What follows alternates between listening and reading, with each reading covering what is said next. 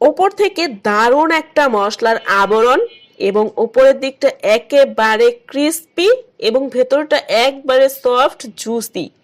এইরকমই একটা কাবাবের রেসিপি আজকে আপনাদের সাথে শেয়ার করছি। আসছে কোরবানি ঈদে, চাইলে কিন্তু এই কাবাবটা তৈরি করে নিতে পারেন। দেখতে যতটা সুন্দর, খেতেও কিন্তু অনেক বেশি মজার হয়ে থাকে এই কাবাবগুলো।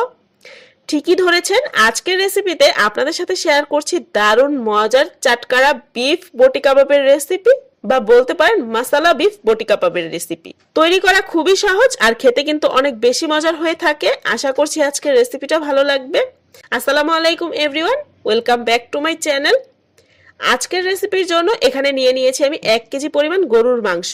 হাড় চর্বি ছাড়া গরুর মাংসটা নেওয়ার চেষ্টা করবেন। চর্বিটা নিলে দেখা যায় যে পরে এটা ভাজার পরে একটু শক্ত বা রাবারি টাইপের হয়ে যায়।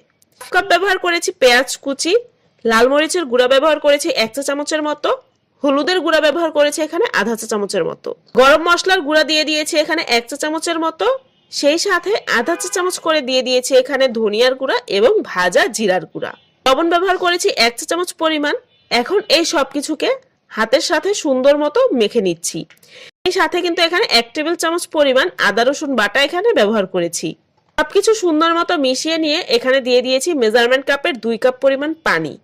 এটা দিয়ে আবারও একটু নেড়েচেড়ে সবকিছু মিশিয়ে নিয়ে এখন এটাকে ঢাকনা দিয়ে ঢেকে সেদ্ধ করে নিব। চুলার হিটটা মিডিয়াম লোয়ের মাঝামাঝিতে রেখে আমি সেদ্ধ করে নিয়েছি। আর আমার এখানে 2 কাপ পানির প্রয়োজন হয়েছে। আপনাদের কাছে যদি মনে হয় পরে আরো কিছুটা পানি ব্যবহার করতে হবে, সেক্ষেত্রে কিন্তু ফুটন্ত গরম পানি আরো কিছুটা ব্যবহার করা যাবে। ঢাকনা দিয়ে ঢেকে ঢেকে এটাকে সেদ্ধ করে নিতে হবে। আর কিছুক্ষণ পর পর কিন্তু অবশ্যই ঢাকনা তুলে উল্টে পাল্টে নেড়ে দিতে হবে। মাংস থেকেও কিন্তু অনেকটা পানি বের হবে, তাই আমি প্রথমে কিন্তু অতিরিক্ত পানি ব্যবহার করিনি। কিছুক্ষণ পরপরই কিন্তু আমি ঢাকনা তুলে এগুলোকে নেড়ে চেড়ে উল্টে পাল্টে দিয়েছি। আর দেখতেই পাচ্ছেন ঝোলটাও কিন্তু শুকিয়ে যাচ্ছে একেবারে। ঝোলটা এরকম কিন্তু একেবারে শুকিয়ে ফেলতে হবে, কোনো রকমের ঝোল রাখা যাবে না। মশলাটা যাতে মাংসের গায়ে গায়ে একদম লেগে থাকে ওই রকম করে এটাকে চুলা থেকে আমি নামিয়ে নিয়েছি। একটা বাটিতে এখানে নিয়ে নিয়েছি আধা কাপ পরিমাণ কর্নফ্লাওয়ার। আপনারা চাইলে কিন্তু আটা ময়দা যে কোনোটাই এখানে ব্যবহার করতে পারবেন। আধা ভাঙা করে রাখা ধনিয়া ব্যবহার করছি এখানে 1 চা চামচের মতো, আর এটাকে কিন্তু আমি একটু ভেজে নিয়েছিলাম। চিলি ফ্লেক্স ব্যবহার করেছি 1 চা চামচের মতো, সেই সাথে কালো গোলমরিচের গুঁড়া ব্যবহার করেছি 1 চা চামচ পরিমাণ। সাদা গোলমরিচের গুঁড়াও কিন্তু চাইলে ব্যবহার করা যাবে। 1/4 চা চামচ পরিমাণ ব্যবহার করেছি লবণ।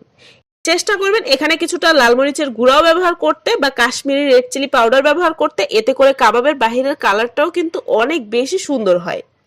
সবকিছু সুন্দর মতো একসাথে মিশিয়ে রেখে দিচ্ছি একটা সাইডে। যেই মাংসটা রান্না করে নিয়েছিলাম তার উপরে দিয়ে দিচ্ছি 2 টেবিল চামচ পরিমাণ লেবুর রস। এখন যে মিশ্রণটা রেডি করে রেখেছিলাম সেই মিশ্রণটা এই মাংসের উপরে দিয়ে দিচ্ছি। আলতো হাতে শুধু উল্টে পাল্টে মাংসের সাথে মিশিয়ে নিচ্ছি। দেখতেই পাচ্ছেন সুন্দর মতো কিন্তু মাংসের পিসগুলো একেবারে কোট হয়ে গিয়েছে।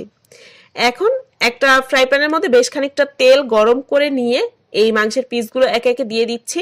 আর চুলার হিটটা আমি মিডিয়াম হাইতে করে রেখেছি, যেহেতু মাংসটা একদম সম্পূর্ণভাবে আগেই ভালো মতো সেদ্ধ করে নিয়েছিলাম, তাই এটাকে অতিরিক্ত সময় নিয়ে ভাজার কোনো প্রয়োজন নেই। আর অতিরিক্ত সময় নিয়ে ভাজতে গেলেই কিন্তু দেখা যাবে যে ভেতর থেকে একদম ড্রাই হয়ে যাবে, একটু জুসি ভাব থাকবে না।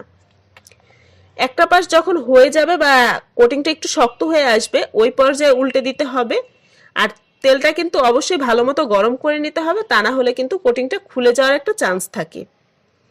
উল্টে পাল্টে যখন এরকম লালচে কালার হয়ে এসেছে, ওই পর্যায়ে আমি এগুলোকে তেল ঝরিয়ে উঠিয়ে নিয়েছি। দেখতে যতটা আকর্ষণীয়, এই চাটকারা বিফ বটি কাবাবগুলো খেতে কিন্তু ঠিক তেমনই মজার। আপনারা চাইলে কিন্তু এখানে মাটনও ব্যবহার করতে পারবেন। আশা করছি আজকের রেসিপিটা আপনাদের কাছে ভালো লেগেছে। যদি ভালো লেগে থাকে ভিডিওতে একটি লাইক দিয়ে ফ্রেন্ডস এন্ড ফ্যামিলির সাথে আমার আজকের রেসিপিটা শেয়ার করবেন।